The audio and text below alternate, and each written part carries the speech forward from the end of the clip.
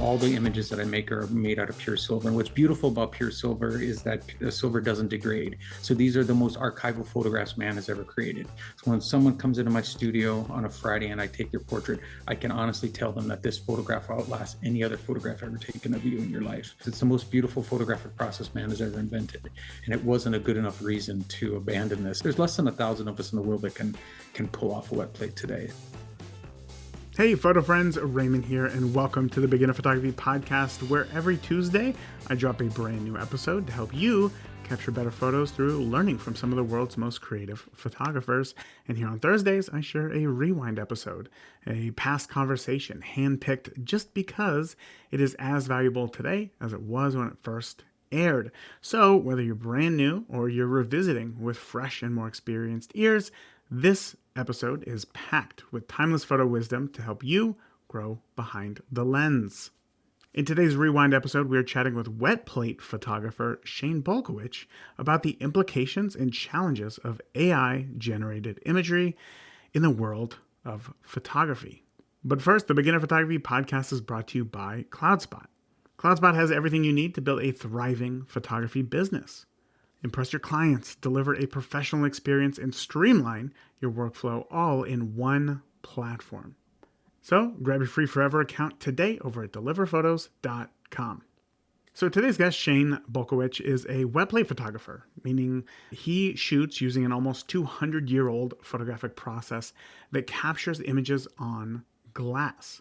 Now, I'm sure that, when you think of old-timey photography, you can kind of picture it in your head. But when you see one of these plates, when you hold one, there's this magical feeling knowing that light had reflected off of the person or the scene, and it hit that exact plate that you are holding or looking at and recorded it, ready to be archived for hundreds of years. And we contrast that with the prevalence of AI images that we see today, things that never happened with people or places that never existed.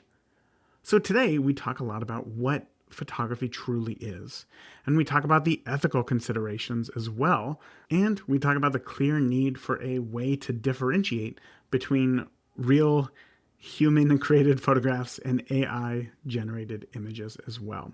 Now, there is no putting the genie back in the bottle at this point. So my hope is that this interview is going to help you to think about your decisions as a photographer and ways that you can introduce more authenticity into your images so that you can contribute to humanity, whether it is the entire world or it's just yourself and your family. Also, real quick, pat on the back to you, because you know that there is an ability to create AI images, and despite that, you're still drawn to photography, right? For one reason or another. Maybe it's the people. Maybe it's the mental clarity that you get when shooting. Maybe it's the act of just creating with a tool in your hand. Whatever it is. But in the same way that people didn't just stop painting after photography was invented, there's always going to be a place for photography. So with that, let's go ahead and get on into today's Rewind interview with Shane Balkowitsch. Shane, last time you were on, we talked a lot about your photography, getting into wet plates and whatnot. There have been a lot of new listeners since last time you were on. So before we get into today's episode, can you just kind of remind me and listeners kind of how you got your journey into a unconventional form of photography? Yeah, one of the oldest analog photography processes known to man. So wet plate collodion photography was invented in 1851 by Frederick Scott Archer. Back in 2012, I never even owned a camera. I saw a wet plate online, and I just asked the photographer, what was that? He said, it's a wet plate. I don't know what about it attracted me to this. I'd never had owned a camera, never had any interest in photography whatsoever. And I said that I would like to do that. And he had been a photographer. His name is Paul DeLoreans. He's a great guy. And he said, well, are you a photographer, Shane? I said, no, I don't own a camera. And he said, well, there's no way a non-photographer will ever teach himself wet plating. And within 45 days of that conversation, I had made my first exposure. And here I am about 11 years into this journey of chasing this analog photography. I know when you tell me that this is analog photography, I kind of laugh because it is as analog as it gets, right? You almost just breezed over that. It's the other end of the spectrum. Right, exactly. Like even more so than film photography. So again, for those listening who might not know what wet plate is, can you just talk about the intensive steps that are involved just to be able to capture an exposure? Yeah, so this you have to put yourself in the Victorian era. You have to think about Abraham Lincoln had his wet plate taken, if that gives you an idea. So you see every once in a while you'll watch a Western where the guy will have a magnesium shooter where it goes pop like that, and he's taking a picture of someone.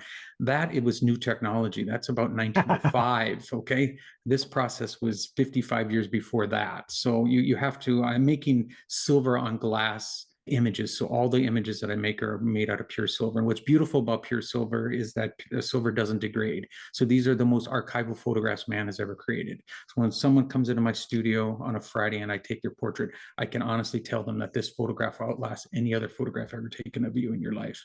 And we abandoned this in 1885 for why humans abandoned a lot of things. For something more convenient, the dry plating came around and the photographer didn't have to pour messy chemicals onto a plate to get the bromide salts to pull silver out of a silver nitrate bath and make a photosensitive plate. So I'm essentially making, for some of your listeners, I'm making sheet film on stained glass. And we just abandoned this in 1885. And in my opinion, I'm like I said, down this rabbit hole 11 years. It's the most beautiful photographic process man has ever invented, and it wasn't a good enough reason to abandon this. And there's less than 1,000 of us in the world that can pull off a wet plate today. So I've got works at 68 different museums around the world, including the Smithsonian, the Library of Congress, the Heard Museum, the Royal Photographic Society over there with you. That's the oldest photographic society in the world. They have two of my plates. So it's been a wild journey, and I'm just honored to be able to. When I first started, I never had, and I thought that anyone would be interested in what I had to say or any of my work. I was just taking photographs with my family, and then it just kind of snowballed into what it is today, and I'm very grateful. Yeah. So finding a reason, a purpose, a why in your photography has definitely served you well, right, with your subjects. Do you think that you would still be shooting wet plates if you didn't have the same why of capturing Native Americans with this same process? I think it's the whole hook of history that I'm really fascinated with. I like making these are objects, understand, when we use our digital cameras, and I don't own any other camera, by the way. The only other camera I have is my iPhone. So but when I open the shutter on, we should explain to your listeners as well. So the shutter on your iPhone's open for about 1/60th of a second on average. These are 10-second exposures, so it's 600 times longer to make a wet plate than it is with a modern day phone. So my Native American thing, Northern Plains Native Americans, a modern wet plate perspective, is just, I consider it my life's work. But I'm in love with the fact that I'm capturing light at any particular time, and that light is put in pure silver on something that is going to be here long after I'm gone. Yeah. And there's something magical about that. There's something about the fact that these images, I'm making something that's very permanent. And if I label the plate properly on the back and put the date and the plate number and who the subject is and where the photo was taken and the f-stops or whatever I want to put on the back, that record is going to be here for long after I'm gone. It's a very cool thing. We as photographers love to, the trope is to capture memories. It is. You can't get any longer of a memory to preserve than archiving a it wet on plate, silver because I've got historical examples just a couple feet from me here on the shelf, and they look as good today as they did 170 years ago. Which, I mean, if you have if you go to your mother's shoebox of photographs, which I know your mother probably has a shoebox full, you can No, look she through gave them all to those. me. I have them all, Okay, and they're well, you can all look at terrible them, condition. and they're in terrible condition, right? And they're only 40 years old. So, Yeah. it's a magnificent process. And silver, I tell the students, and I have college students, and I have about 8 different classes come out every year. Hundreds of students come out to my studio to see this process firsthand. And I tell the students, if you put a silver spoon on the ground and you come back 500 years from now, what's on the ground? And the answer must be a silver spoon. Mm-hmm. And that speaks to the permanence of these images. It's the polar opposite of digital. Our topic today is artificial intelligence, AI, and stuff like that. So I'm as old school. My process is as old school as it gets. So then why are we talking about AI today? I made my living in technology. So I noticed that this new technology, artificial intelligence, and it's been on my radar for a couple of years. So I've done a deep dive into this, and I've read many books, and I've listened to many podcasts of the world's experts about this technology and stuff. And AI, a lot of people think AI this is a new thing, right? I mean, they were discussing AI in the 1950s. So this isn't a new thing. It's just now in the 2020s, we were able to actually have the technology to do some of the things that they knew that we were going to be able to do back in the 1950s. And so I was on Instagram and I started seeing these images and I thought they were fantastic. I was seeing these images pop up and these people were making these different images. And then I noticed that they started calling these photographs. Here's a photograph, here's an AI photograph. And I'm at that point, my gut told me, hold on a minute, this is not right. We need to draw some kind of line here in the sand that says that these aren't photographs. And so I've written 3 articles for Petapixel. The first one was about how these are not photographs, that in order to be a photograph, you have to use light and you have to use a photosensitive material or a sensor, if we want to talk about your modern day listeners and stuff. And none of that is happening with AI photography. So then I dove in deeper and how is it doing this? And I learned about the diffusion and how it takes images and then it diffuses them, it adds a bunch of static, and then it comes out of the static, and then it judges that result and then makes decisions, and then it gives you back what it thinks you want to see. And so I started saying the people that are making these images need to have their own terminology. Like photography is photography, and it shouldn't have to encompass things, other technologies that it's not, right? I mean, it's not. A gas car is not a horse. And we need to come up with our own term. They need to come up with their own terminology. And, I had thrown out in that article, what I come up with is prompted artificial graphic design was an acronym that I had come up with. And other people have come up with promptology and promptography, and there's a million different things. But I do see that there now, since I made that argument that we need to have terminology that surrounds us so we understand what we're talking about, and that everyone who's viewing these things understands what it is we're viewing. I think that's very important, okay? Because these aren't photographs. And this process, you understand, a year ago, Raymond, you would look at an AI portrait, let's just say, because I'm a portrait person, so let's talk about portraits. You would look at an AI portrait and you would just kind of laugh. There's like 3 ears and 12 fingers and things like that. And things were wonky. Everything was wonky a year ago. And then 6 months ago, it's not so wonky. And now just recently, it's really not wonky. Yeah. And I'm predicting by the end of the year that, even the trained eye, a trained expert eye, a trained photographer, or historian will not be able to tell the difference between something that was artificially created and something that was real. And as a historian, as a person that's trying to document Native Americans, or the person that's trying just to document the people in my life around here, I mean, that's what my work is, right? It's a reflection of the times around my studio, of the people here. And it really, I push back on this, that let's stop calling this photography. Come up with your own terms, call it whatever you want. Just let's stop calling it photography. And a lot of people have really gotten behind that this is, everyone is, not everyone, but a lot of people are acknowledging now. But if you go to Instagram today and type in AI photography, last week there was 178,000 people that disagreed with that concept. So there's 178,000 AI photographs, and they're not photographs at all. And, right. And I asked an AI artist, I said, why are you using the word photograph? They said, well, it's just a marketing thing. That's what people relate to, is that you got to call it what you think it is or what it's like. And I said, that's not a good enough reason. It's you're calling an apple an orange, and that doesn't work. And we need to respect the field of photography. And that was my big first push. My big article was on AI photographs are not photographs. They're images, they're graphic designs, or whatever you want to come up with a name for them, but they're definitely not photographs. I even had someone on Facebook. You get the craziest article ideas sometimes when you're making statements and you're asking for, I'm trying not to be in a bubble, right? I'm trying to put my ideas out there and get feedback from people. And this one gentleman told me that it's a photograph because computers use fiber optics, and the fiber optics use light. Use light. Oh my God. So this was the reasoning that he justified calling it a photograph. If you you talk about a stretch, right? Right. And that's about as stretched out as you get. But that's some of the stuff that I've been dealing with. And I should tell your listeners, I'm not against AI at all. I have friends that are even wet plate artists that actually make AI images, and I love them. I think they're fantastic. The other thing thing that we have to worry about, Raymond, is what are we going to do with these images? What's the purpose of them, really? It was an argument. I had a TEDx talk about 6 years ago, and I asked, why are we taking all these digital photographs? It just seems like a bunch of information that we're only looking at on our little screens. Nobody's doing prints anymore, right? I mean, we're not doing exhibitions of our iPhone photographs. I mean, but we take more digital photographs today than the first 150 years of photography. I don't know if I mentioned that in the first podcast that we did. So what are we doing with these? Okay, we're seeing them on Instagram, we're seeing them on Facebook, we're sharing them, we're kicking them back and forth, and oh, that's beautiful and stuff. But is someone you're gonna have an exhibition? And there will be some exhibitions. I have no doubt that there will be exhibitions, and this will be curated work and so forth. But I mean, are people let's go back to portraiture. Okay, there was a photograph that a friend of mine did of a young girl, an AI photograph. She does not exist. She never existed, and she will never exist. And so I have to ask myself, will someone in the future, and that was my second article on this topic, was talking about how this is going to affect our history. Will someone in the future actually think, if they get a hold of that, because once you put it on the web, we know what happens with it, right? It's got a life of its own.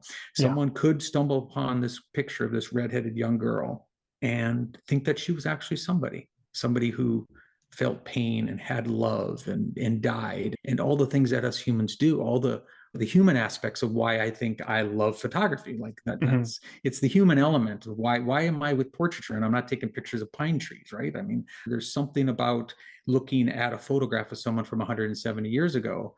There's something there. There's a relationship between the present and the past, and I can try to understand who that person was. You don't have that with this. So this girl could end up, maybe her photograph's curated at a museum and they thought that she was someone else, or, I mean, she doesn't have a name. And then there's the whole argument of who's the artist. Is it the person just prompting? Are they the artist, or are we ready to give the artificial intelligence its due and say that it owns the rights? And I don't know if your listeners know, but if you read through the terms of these Midjourney and so forth like that, these different applications, you do not have the rights to any of the output. Okay, so the prompter does not have the rights to any of the output. So that's the first time that's happened, right? Like, when is an artist, let me ask you, when is the last time you knew of an artist that made something that didn't have the rights to it? When has that ever occurred before? Never that I can think of. I mean, even that time that monkey took a photo with a camera, that monkey still got the ownership of that image. So never. So the terms of all these applications, so you're making, say you want to do an exhibition, say you want to do some, or is someone going to buy a print of that fake AI girl and hang it on their wall? Right. Yeah. Who's going to do that? The question. Yeah. Am I going to sell it to who? Their mother? Their father? I mean, so then it goes back to the logical question is so what's the purpose? Why did we bring this into the world? So let me ask you a question then, because I think one of the problems that we're having with describing these AI images is, one, because they look photorealistic. Absolutely. And we just don't have the language yet to describe, what it properly is. But also, when it comes to these images, I want to know, because the other conversation that's being had around a lot of this is any of this art, right? Because if it is AI creating art? Because apparently it is, if it owns the rights to it, all these weird legal questions. So from your standpoint, I know that we can get, technical definitions out of a dictionary or anything, we can. How do you define art? Yeah, and I wrote a third article for Petapixel that was, so the first article was about these aren't photographs. The second was about how it's going to affect our history. And the third one, can we consider this art? I don't want to be in the situation where I'm the guy that's the gatekeeper to what's art, right? I mean, in that article, I gave some very good examples of the banana taped to the duct tape to the wall that sold for $120,000, right? In the early 1900s, an artist came into a gallery and submitted a urinal and said that this is art. They just wanted to put it on a pedestal and said that this urinal is art.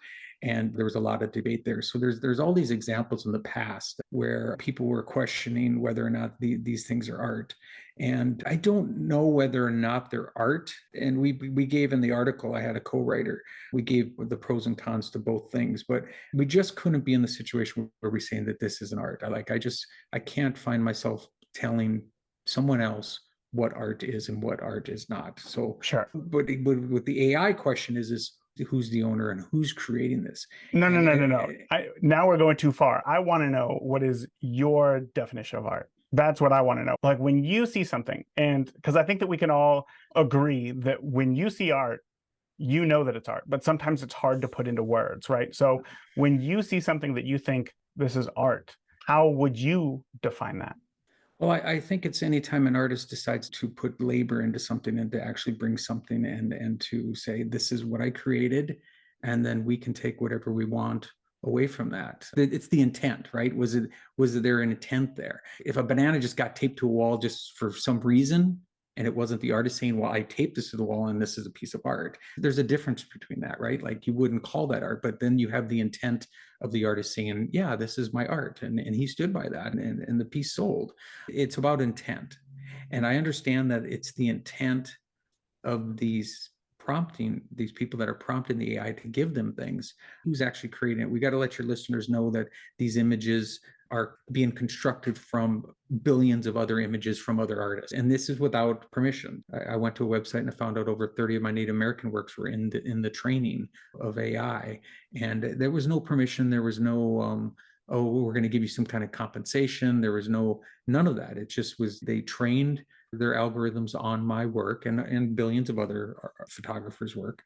And that's where it's coming up with that. I had this it occurred to me, like, how much control do we have over this AI? So I put out this AI challenge about a month ago, where I had an idea of I did a piece of a woman with a moon head. Okay, so my prop master made this moon, and it's called The Waning, and you can find it on maybe on Facebook. So I asked everyone, if this was your idea, if this was what, as the artist, I asked all the AI artists, if this was what you had in your mind, this is because when I create something, like when I made that, I knew what I wanted to get to. Like, I chase these things. Before I pour the chemicals on the plate, I know what I'm going after, right? Like, I have this idea, and sometimes it turns out, sometimes it doesn't. Sometimes I get something I wasn't expecting. Sometimes I get exactly what I was expecting, but I know what I want. So I asked AI artists to take up the challenge of, if this is what is in your mind that you wanted to create it with AI. And what we found out is that there's not enough control of the AI at this point to get anywhere near what it is that we were trying to get to. So the AI you prompt it and it gives you something back, and it maybe give you 10 different results back. And then you say, oh, I like that one the best. You click on that. And then you can prompt it further, and you can continue to tweak it and tweak it and tweak it. But it's all this whole thing is about how the AI gives you what it thinks you want to see. And then us as humans, we say, oh, that's what I wanted to see. But that's not what you wanted to see at all. And you really, you got to take what it gives you. And you can't specifically say, I want this. And even if you feed in photographs that you had taken yourself and try to get to something reasonable that you had in your mind, a conception that you had, it's just the AI, it doesn't know how to get there. There's no method by which you can prompt it to get exactly what you're trying to find. But it will give you something that it thinks you want to see. And then we just accept it as, oh, that's what I wanted. I know I've been at weddings before where I unintentionally took a photo. Maybe I was moving the camera or something, and that photo turned out to be one of my favorites and the couple's favorite, which sometimes makes me ask the question as well, because it's the intention, and I see where you're coming from. And in large, I also agree with you, because I've said many times that the difference between a snapshot and a photograph is intention. It is.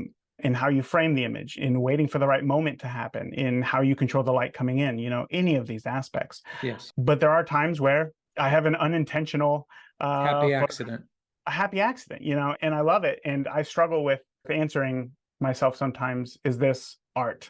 And then I think at the end of the day, I've never really had to worry about this, because I guess I've never just been challenged on what is art more so than what we have in recent months, right? Because of AI.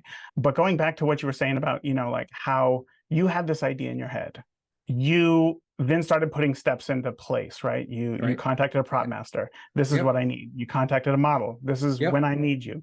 You got you got everything ready to take that photo, and and you got it. When it comes to AI and all those people putting in prompts to try to get something similar to what you had created, and they weren't able to.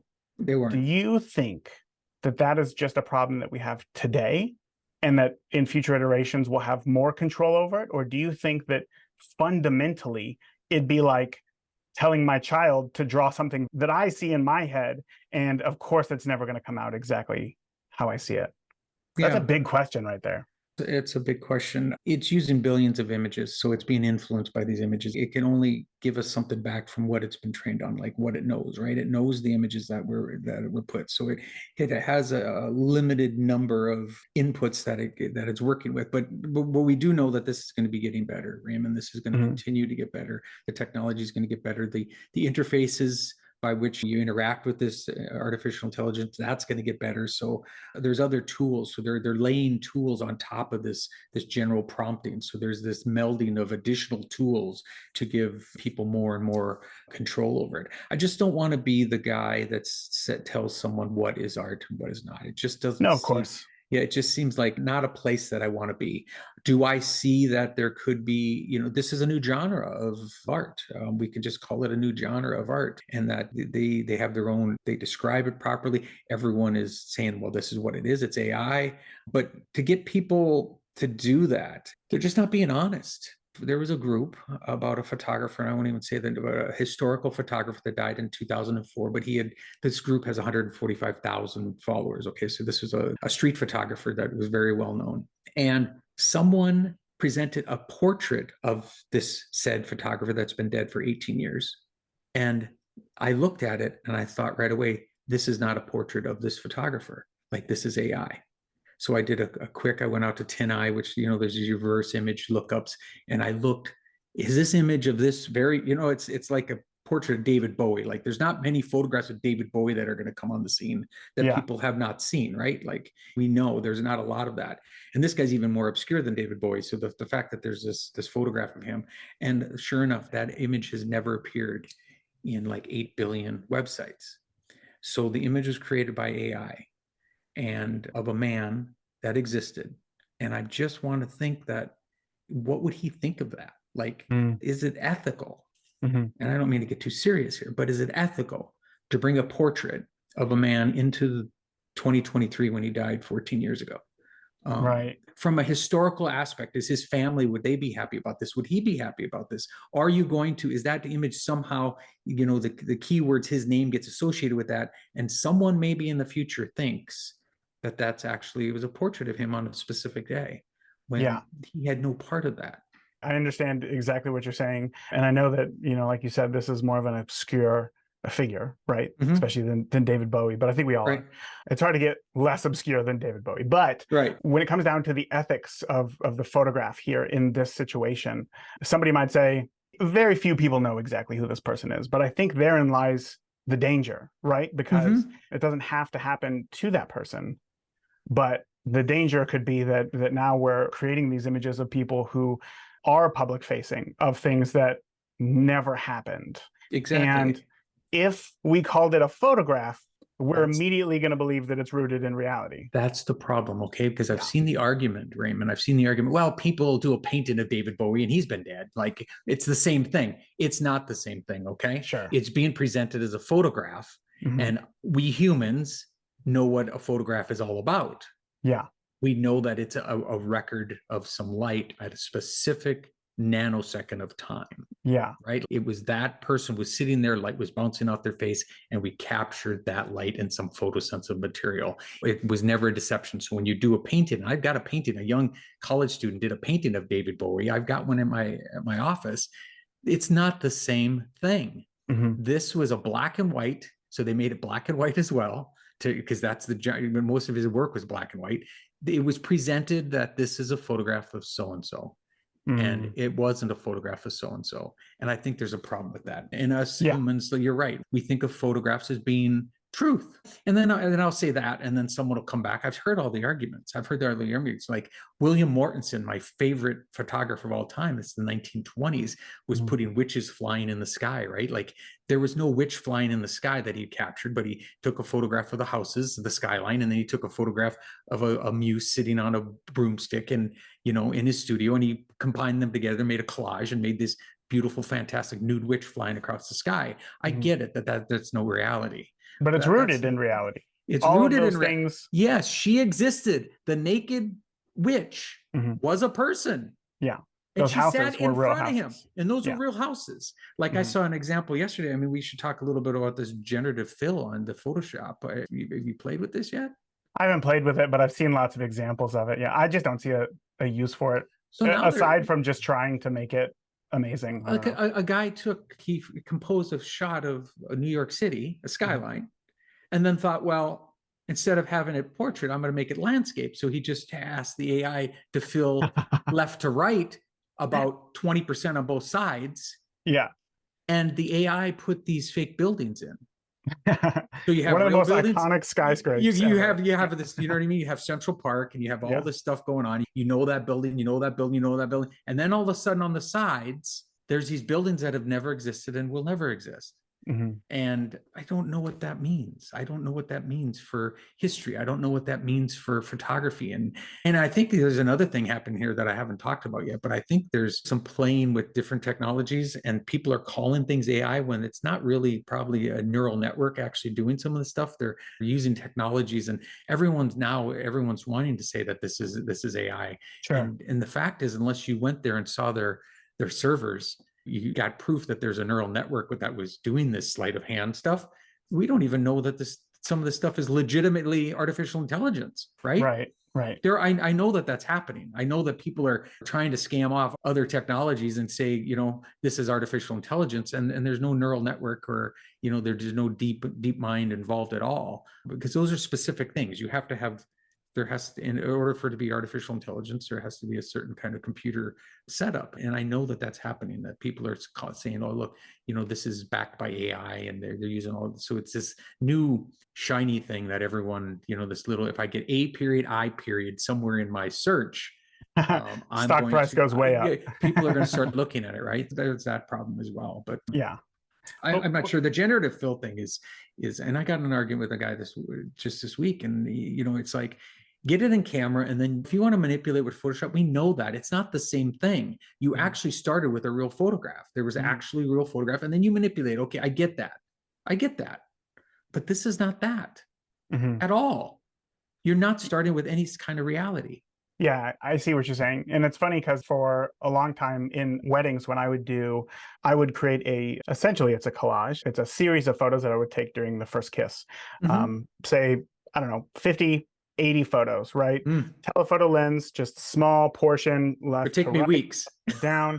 Yeah, it's a lot of photos here. I'm teasing you. Yeah, that's a month's worth of exposure time on wet plate there.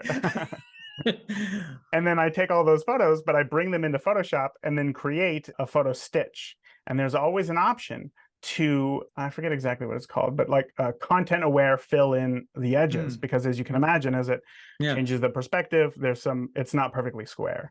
I've wrestled with myself on that of whether it's okay or not. But anyway, I feel like that is kind of the same technology because that's been around for a long time. Like, what is the difference between this content aware fill and this generative fill? And that I'm not sure. So maybe that goes back to that whole, is it really AI or is it just, figuring out things around there? But regardless, let's stick back to this whole conversation about photography and figuring out kind of what you would like to see, because it's one thing to talk about it. It's one thing to recognize a problem. How does the problem get fixed? Well, one of the things that I proposed in the article was that there has to be some kind of identifier, like it may be baked into the data file. Okay. But that all quickly falls apart. So if it's an AI generated image, there's some kind of identifier in the file that you don't see. It doesn't have to be a watermark, something like that, but it has to be something that like Google can identify this as artificial intelligence. I can't put this on the front page of the New York Times. You know what I mean? Like we know that this is AI, but the way technology works is, we can just grab screen grabs, and as soon as you grab a screen, right? No metadata. Nothing comes with it. Yeah. It becomes sterile. That's a problem. The one thing I wanted people to have, to be honest about what it is that we're seeing. I have no aversion to AI images when someone says AI horse, or what I mean? Like, I have no aversion whatsoever. It's like, oh, cool. Great. Yeah. You know what I mean? Like, I have no aversion. It's what's when the point, but whatever. yeah, but it's when it's the no honesty that I really have a problem. And I don't know how we're going to fix it. I don't know if the AI now can remove watermarks from photographs. Did you see this story? Right. Yeah. It takes like 4 seconds. So Getty Images just filed a lawsuit in the United Kingdom trying to ban this AI company from this software. So in 4 seconds, so you can just grab any photograph from Getty Images and put it in the AI and say, well, I just want this.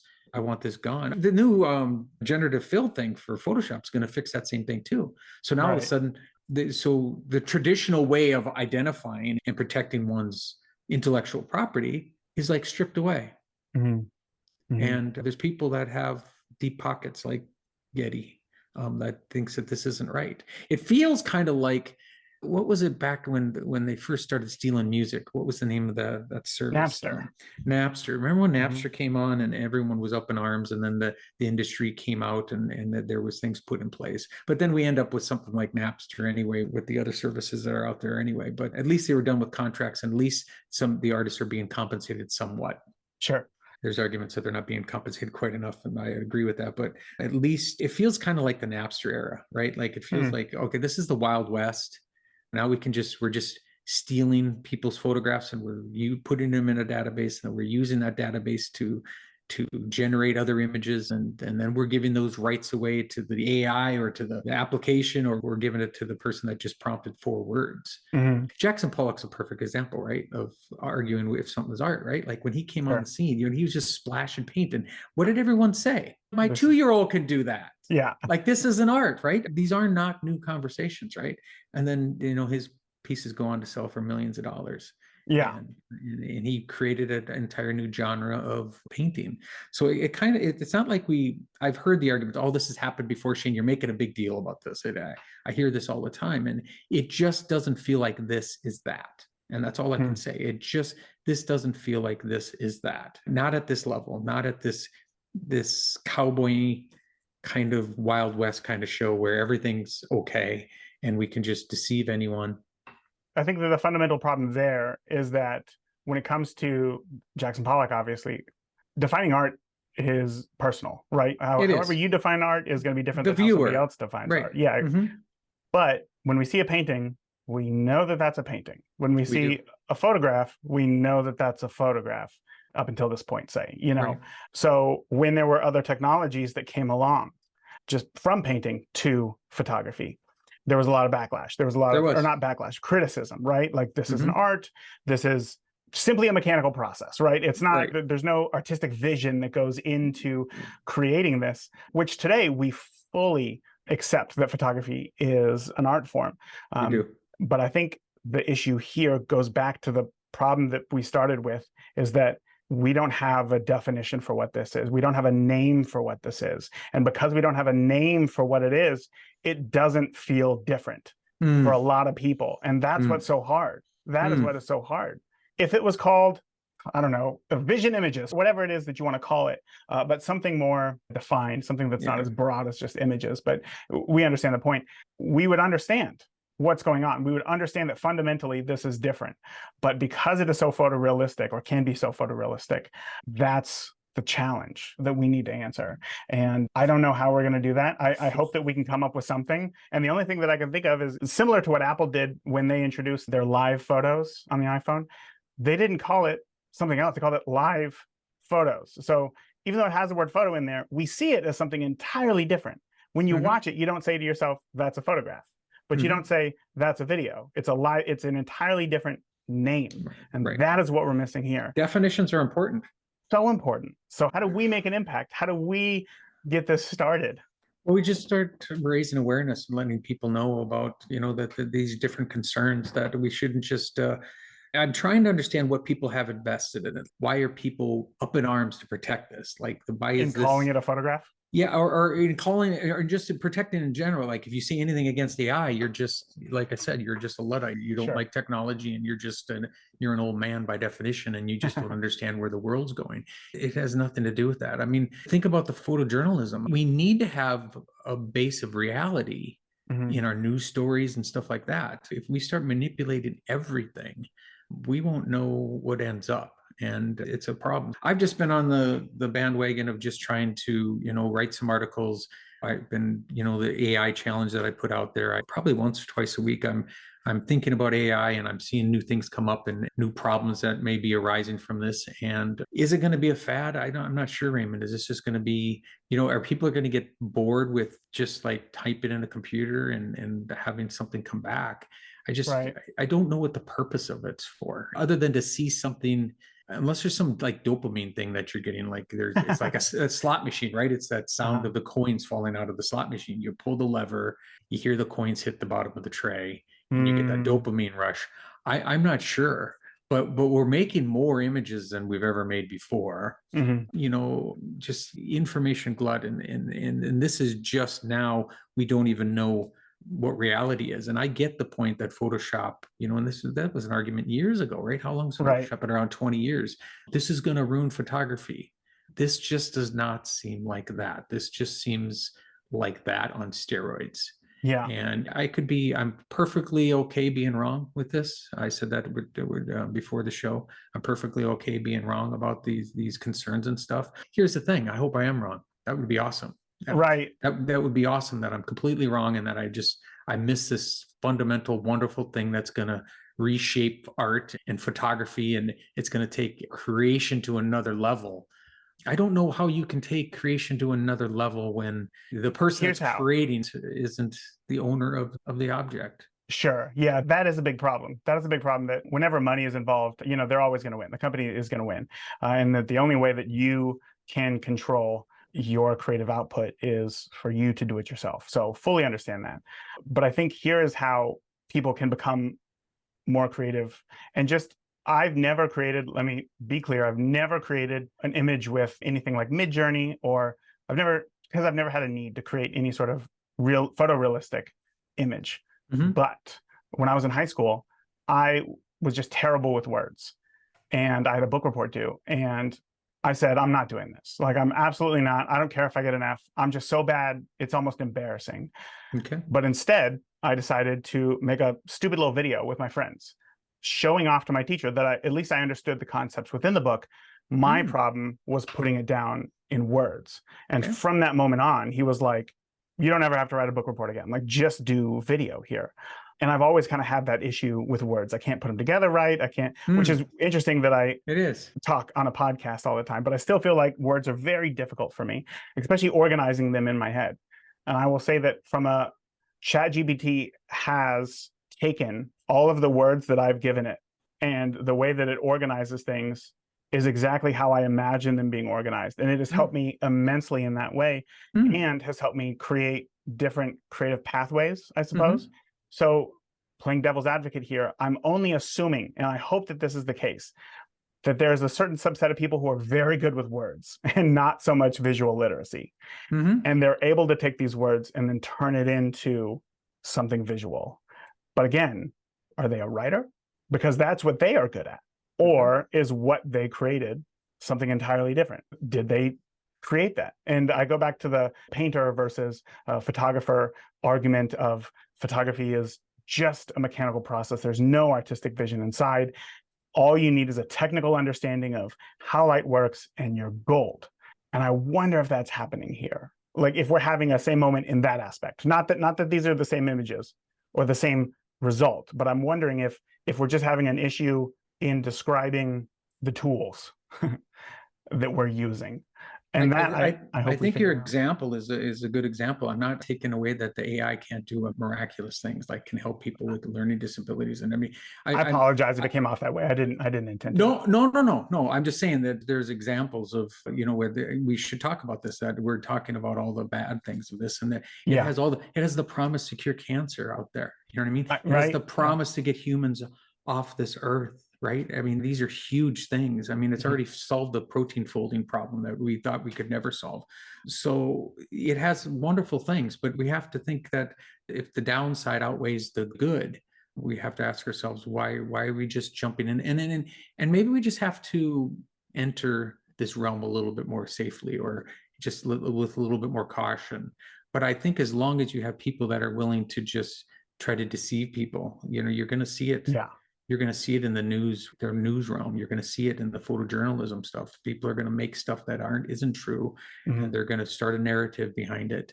And, Dan, how about we come to a close on a high note here, okay? Because I know that this feels to some people as if this is just pure doomsday. And, talking before we hit record, I know that you don't feel that way. I don't feel that way, even though there are concerns. Like you said, we have to step into it a little bit more. But there are obviously exciting elements about AI. So let me ask you the question. If we come up with a new definition of any sort of image that is created by AI, a new definition, it has a name, something entirely different, and it's widely accepted, are we done? I still think we have to address the stealing of images from artists, previous images. You have to understand Midjourney's using Leonardo, Da Vinci stuff. He's using William Morton's and stuff. It's using Picasso. It's using all these people, not just present day people, all the great masters. ChatGPT is using Shakespeare. These things have all been fed into it. And I think that these AI companies, if they wouldn't have been such a rush to go to market, they could have done this properly. They could have asked photographers, you know what I mean? If you have some photographs you don't really care about, can you give them to us? We'll give you a nickel a piece or a penny a piece, or maybe it had to be free. And people would have been more, that people would have been more than happy. We're doing this new AI thing. Please give us your images. They would have gotten billions of images. They wanted the shortcut. They just wanted to strip the internet and take and not give the credit where the credit's due, because without the input, you can't have the output. Sure. So this AI, it's nothing magic. It doesn't have that creative spark. It doesn't have, if you take all the images away from it, Midjourney can't do anything. So it needs those images. And the people that need to be acknowledged that provided those images, not just myself, Leonardo da Vinci needs to be acknowledged. Jackson Pollock, he's in there. I mean, everyone is in there. And I think it goes back to just honesty. And I don't have any problem with AI. I think there's going to be some big changes for photography. Just think about this. No more sets, no more props, no more lighting, no more camera, no more photographer. I don't like that. It seems like we're cutting some things out, right? We're losing something. These are all the things that you no longer need. And you're making imagery, which it's not a problem. Just tell me that's what it is. Just tell me that it was AI generated, and then I know the method. It's like taking a charcoal painting and saying it's a photograph, right? Right. Yeah. It's like taking a charcoal painting and saying, well, this is a photograph. And you look at it, you go like, that's not. But the problem we're going to have is that they're going to get so darn good at this that we're not going to be able to detect it. Okay, so then final question here. Image theft aside, right? I know that's a huge aside, right? It is. The stealing of millions of images, but putting billions of images. Let's put that aside for just a moment. Okay. Many professionals are worried that AI is going to take their job. And in fact, I've talked about this on the podcast. I think next year, the first product will probably come to market where a bride and a groom can just upload selfies that they took on their wedding day into some sort of AI type tool, and now they have world-class images of their wedding without a wedding photographer. I hate to tell this to you, Raymond, that's already been done. Okay, well then there we go. It's already been done. So you can upload a photograph of you and your bride, and you can place you and your bride in any tuxedo, in any wedding dress, in any location in the world. I got married here in Bismarck, North Dakota, but now I can get married in Bali. Right. Yes. And I didn't have to get on a plane. What are those photographs going to mean to my children? What is that going to mean? Again, I keep coming back to this. What's the purpose? Yeah. What is the point? I get it. I just think that there's a lot of people who don't value photography, or I hate to say authentic or true images, because as we know that there's some ambiguity in that. Let's go positive again. Let's just say that this AI is going to drive the importance of what you and I do. It's going to reality-based, authentic photography. Yes. That at some point it's this new shiny object is just going to be tossed aside for what it is. Yeah. And people are going to want to come back. Let's say, I think that's a positive. I think that's we can draw that line that people are going to have more appreciation for what I do here in my studio, getting that moon and getting the prop and getting the lighting. And, it took us 3 months. Yeah. It took us 3 months to get that shot. And guess how many exposures I made? I spent 3 months on the prop and getting everything ready and the model and everything together. 2 exposures. 2 exposures. Yeah. what it took. I took 2 exposures. So do you think that you only took 2 exposures because you knew in your head exactly what that image wanted? When to be? I got it, Mm-hmm. I got it. You got it. Yeah. I don't need the glut. Mm-hmm. I don't need more. More is Yeah. not better. And if we, this is a beginning photographer's podcast, right? If I can just a little bit of, I'm not the greatest expert in this field, right? But if I can give a little bit to the listeners today, less is more. You don't have to take 4,000 photographs at a wedding. Okay. When I went and took the photograph of Greta Thunberg down at Standing Rock, I only had 6 clean glass plates in my box. That means I'm telling you, Raymond, you get to go take Evander Holyfield's photograph like I took. Yeah. Okay. Bring your camera. He's coming in at 2:00. Guess what? Your camera's full and you only have room for 6 exposures. Yeah. And you have them for 1 hour. It sounds insanity. But when you work under those constraints and you think about less is more, someone argued today that you could just take as many. It was even on your own. I think you posted it a week or so ago. You said sometimes take more photographs so you never know what's the gem that you may find or you may find. Do you remember doing that? There was something like, if you take more, I would like to argue, let's take less. I think if you take less, you're going to spend more time on them. If you spend more time on them, you're going to get more of what you were looking for instead of just filling the camera up and sifting through all these photographs to find that little gem. Because if you just, turn that shutter open, it just captures 100 photographs. You're back to this. Was it your hand stroke? Was it your brush stroke that got that one photograph? Or was it just chance? It shouldn't be chance. Sure. It happens every once in a while. We talked about it. There's happy accidents in my studio all the time. But there's the intent. If you go back to the intent, I think we'll all do better in photography. Follow-up question, devil's advocate here. And I'm going to make this real quick. Your latest photo that you took, is it better than your first wet play photo that you took? Absolutely. And the difference is? The difference is that I think the more photographs I take, the less I like my work. Okay. The more photographs no, that's true. Yeah. This is a realization that I've come up to. So I've made 4,714 plates in 11 years. That's how many exposure. You would do that in a wedding. You could do that in a wedding. In a day, yeah. Yeah. Okay. Taking me 11 years to make that many plates. I've realized that my standards have changed and that I do that moment where this is what I wanted. This is the magic, right? It's almost like the golfer hitting that hole in one, right? It's like, or that perfect swing. You hit it every once in a while and you only have to hit it every once in a while. The more I take photographs, the less I like my work. And I think that that's a positive thing because it means my standards have changed, right? And that when I first was starting, if I got my first photograph, you just mentioned it, right? It's right there of my brother. It's 4 feet from me, I'm hanging on the wall here, my first wet plate. I look at it, but I look at it with, I look back at fondly, but it was big leaps. But now it's these little baby steps that I'm fighting and kicking and scratching just to make that next improvement. And I think that's what it's all about in the end.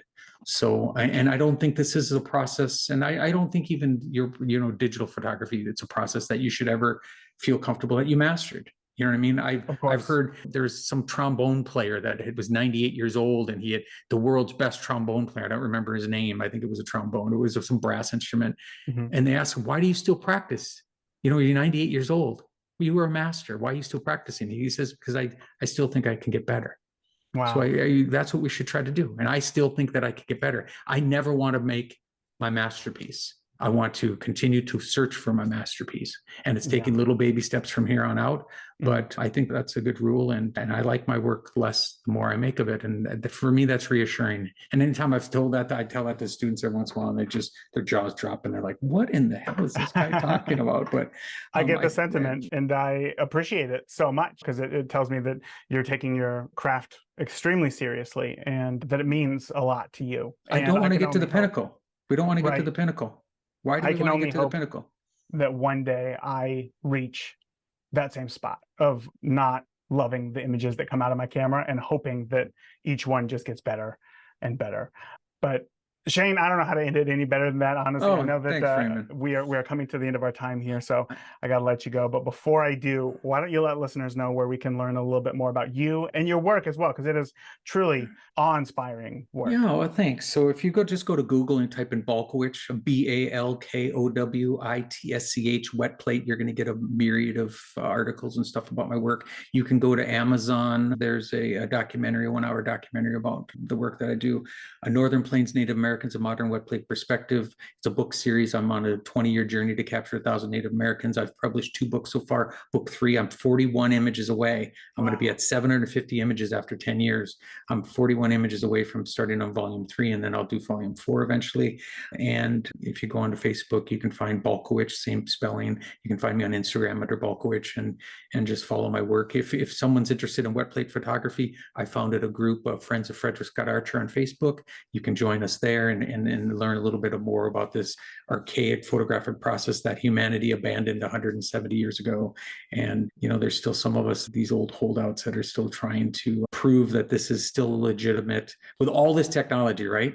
With all this technology, prove that this is still a legitimate art form. And that's what I try to do every single Friday that I'm in here. I think anybody who challenges that to say that it's not a legitimate art form has probably just never done it. And they are the Luddites. So again, Shane, thank you so much for coming on. I really do appreciate this talk, and I look forward to chatting with you again soon. It's been an honor, Raymond. Thank you so much. Today's action item, being the one thing that if you implement it today will move the needle forward in your photography journey, is this. Define quote unquote art for yourself in just one sentence. Like we talked about, AI images isn't inherently bad. It just needs to be differentiated between it and an authentic photograph. But we photograph things ourselves with our cameras for a purpose, to create something, to communicate something, and that is the art form. So take time to sit down and reflect on what is art to you. What does art mean to you in your photography? This doesn't have to be world-changing. It can just be something that means something to you, that gives you a purpose and a direction to move forward when you go to future shoots, when you think about the things that you want to capture, the way that you capture, the way that you put out and share your images, so that you can be more intentional every time you press the shutter button. So there you go. That is it for today. Until next week, remember, the more that you shoot today, the better of a photographer you will be tomorrow. Talk soon. Thank you for tuning into this week's episode of the Beginner Photography Podcast. If you enjoyed today's episode, please share it with a friend. Start a conversation. Grow together. That is it for this week. Remember, the more that you shoot today, the better of a photographer you will be tomorrow. Talk soon. Thank you for listening to the Beginner Photography Podcast. Keep shooting, and we'll see you next week.